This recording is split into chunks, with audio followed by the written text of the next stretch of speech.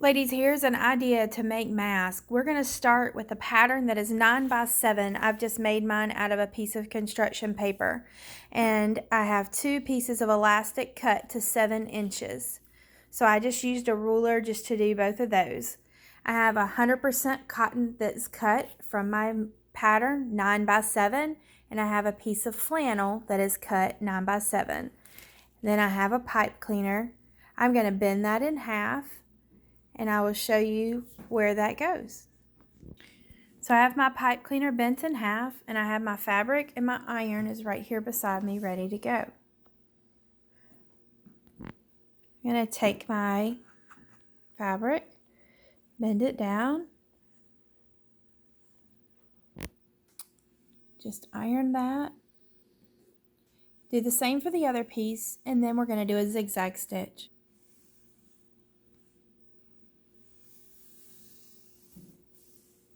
Both pieces are ready for my zigzag stitch on my machine.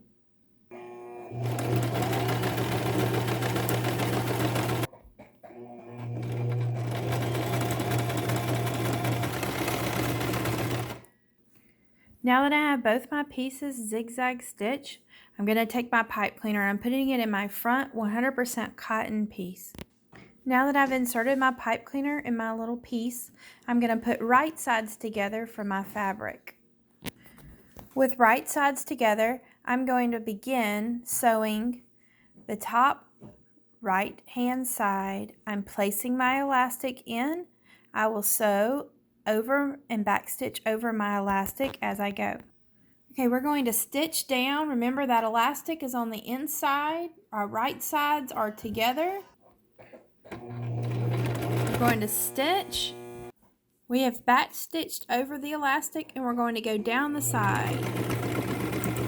When you get near the bottom, you're going to pull that elastic in. So you're going to stop. You're going to lift it up, grab that elastic, pull it down, fold it back over. This is hard to do one-handed. Got that elastic in there, right there. We're going to make sure it's flat. We're going to place it, hold it down. When we get down there, we're going to back stitch over it. Stitch, back stitch, stitch, back stitch.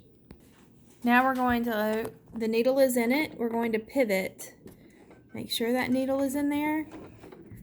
Lift that foot up, pivot, my material, foot down. We're going to sew all the way across the bottom.